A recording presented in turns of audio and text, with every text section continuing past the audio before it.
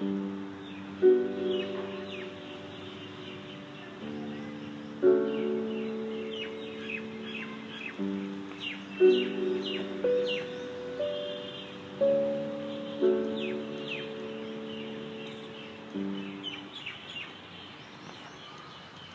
दोस्तों, प्रयास charitable foundation में आपका स्वागत है।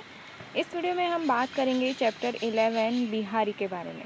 ओके, तो आइए शुरू करते हैं। हिंदी साहित्य में भक्ति काल के बाद रीति काल आता है। ठीक है, भक्ति काल के बाद रीति काल में भक्ति और नीति की धारा तो बनी रहती है, किंतु उसकी कुछ और भी विशेषताएं थी, जैसे कि श्रृंगार वर्णन, प्रकृति चित्रण तथा भाव और भाषा का विलक्षण प्रस्तुतिकरण। रीतिकाल के प्रतिनिधि कवि बिहारी माने जाते हैं। ठीक है, ये याद रखना। रीतिकाल के प्रतिनिधि कौन? कवि बिहारी। इनकी कविता में इन सभी प्रवृत्तियों की अनोखी छटा मिलती है। अपने अद्भुत भाषा सामर्थ्य से उन्होंने दोहे जैसे छोटे छंद में असीम अर्थ संभावनाएं भर दी है। इस गुण के कारण कहा जाता है कि बिहारी ने गागर में सागर भर दिया है। आइए इस पाठ में हम कविवर बिहारी की कविता के उक्त गुणों की वानगी देने वाले कुछ दोहों का आनंद लेते हैं। अभी क्या है, बिहारी के दोहे हम पढ़ने वाले हैं। ओके, आपने भक्तिकालीन कविताएं पढ़ी है। भक्त भगवान को तरह तरह से याद करता है, राइट। कभी वह उसके लीलाओं का गान करता है, तो कभी आर्त स्वर में उसे पुकारता है। कभी वह उसका सहचर यानी कि मित्र हो जाता है, तो कभी उससे पति या प्रेमी भाव से याद करता है। भक्ति का एक सोपान वह भी है जब भक्त भगवान से लगभग बराबरी के स्तर पर बात करने लगता है और उसे उलाहना देने लगता है। यह स्तर अतरंगता के भाव का है। ऐसे ही अतरंग भाव की भक्ति को कवि ने पहले दोहे में दर्शाया है। ठीक है, फर्स्ट दोहा शुरू करते हैं कि कब को टेरत दीन रत होत न श्याम सहाय, तुमहु लागी जगत गुरु जगन्नाथ जगवाय।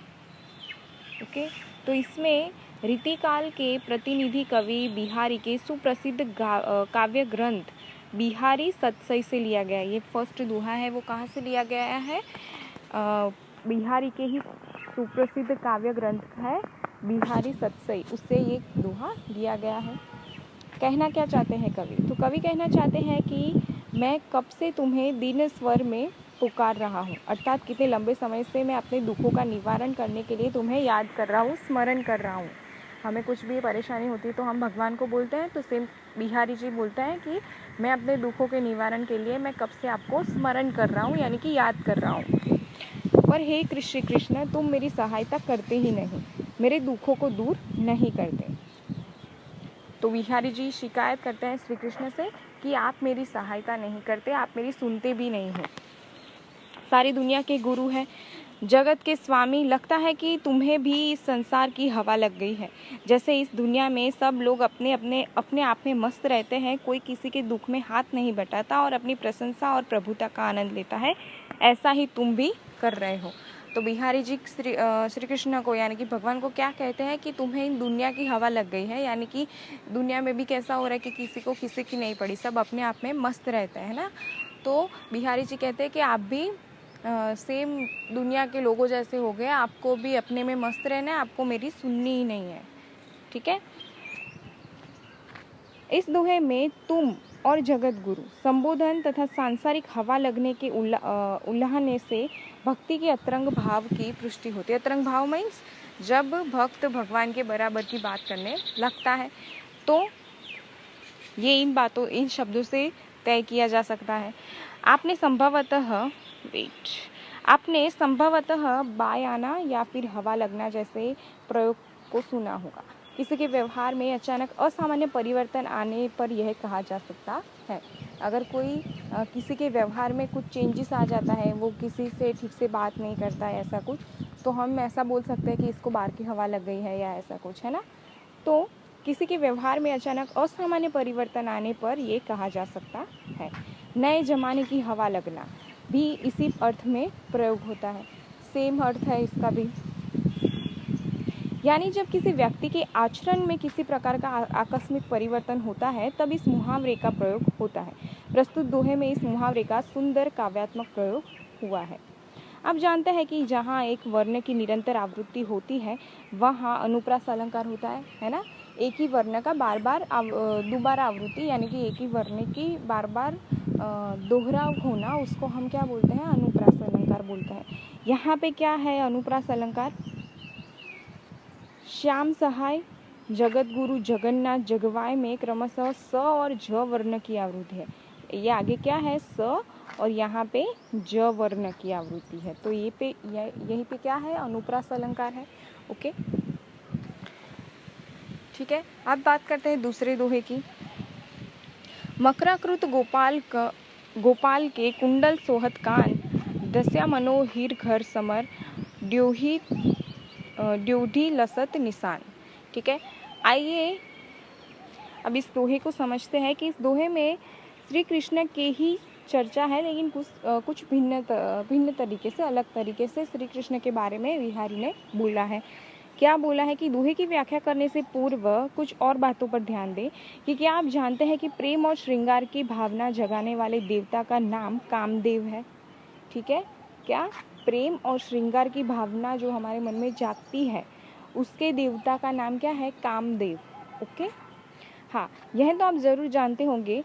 तो फिर यह भी जान लीजिए कि कामदेव के अनेक नाम भी हैं। कामदेव के भी अनेक नाम हैं, जैसे कि हो गया मदन, मंथमन, रतिनाथ, अनंग, स्मर आदि। इस दोहे में स्मर नाम का प्रयोग यानी कि समर कहकर किया गया है। ओके, ये रहा समर कह के कामदेव को ही पुकारा गया है। ओके, कामदेव को सबसे बड़ा धनुर्धर माना जाता है और ऐसा योद्धा है वो जो प्रत्येक मनुष्य और देवताओं तक को अपने बाणों से जीतने का सामर्थ्य रखता है। कैसे होंगे भला इसके बाण? इसके बाण अत्यंत कोमल, सुंदर और सुगंधित फूल के समान है और इसके ध्वज पर मकर का चिन्ह अंकित है। ओके, इसीलिए उसका नाम है मकर ध्वज। ओके, तो आइए अब इस दोहे को ठीक से समझते हैं। तो श्री कृष्ण के कानों में मकर ध्वज की आकृति के कुंडल शोभायमान है। श्री कृष्ण ने जो कानों में कुंडल पहने हैं उसमें क्या है? मकर ध्वज की आकृति है। ओके, अभी मकर ध्वज हमें पता चल गया क्या है। उन्हें देखकर ऐसा लगता है कि मानो कामदेव ने उनके हृदय रूपी घर में प्रवेश करके उसको जीत लिया है, यानी कि कामदेव ने श्री कृष्ण के हृदय पर अपना कब्जा जमा लिया है और उनके कान रूपी द्वार पर भी विजय का प्रतीक यानी कि ध्वज लहरा रहा है। अर्थात नायिका के सुंदर रूप सौंदर्य के विषय में सुनकर नायक के हृदय में उसके प्रति प्रेम का अंकुरन हो गया है। ओके, यहाँ श्री कृष्ण के अवतार के रूप में न होकर श्रृंगार के नायक के रूप में उपस्थित है। रीतकाल की कविता में श्रृंगार वर्णन के लिए नायक और नायिका के रूप में कृष्ण और राधा को चुना गया है। नायक और नायिका यानी कि कृष्ण और राधा। ठीक है, जो जयदेव की रचना यानी कि गीत गोविंदम से चली आ रही है। बिहारी ने भी अपने अनेक दोहों में कृष्ण और राधा के इसी रूप का वर्णन किया है। प्रायः कविता में आँखों को शरीर रूपी घर की ड्योढ़ी या दहलीज के रूप में वर्णित किया गया है, किंतु कान जो है वो यहाँ पे कान जो है वो ड्योढ़ी है। मन में भी प्रेम की भावना उदय होने पर कान की लवे गरम या लाल होने लगती है, यानी कि अगर कोई कहता है ना कि ब्लश कर रहा है तो उसका मुंह लाल हो जाता है, उस तरीके से। ओके, मन में प्रेम की भावना उदय होने पर कान की लवे गरम या लाल होने लगती है, यानी कि प्रेमोदय का असर व्यक्ति के कान पर लक्षित होता है। ठीक है, यह तो आप जानते ही है कि जहाँ उपमेय और उपमान की तुलना के लिए मानो या मनो अथवा मनु का प्रयोग होता है तो वह उत्प्रेक्षा अलंकार होता है।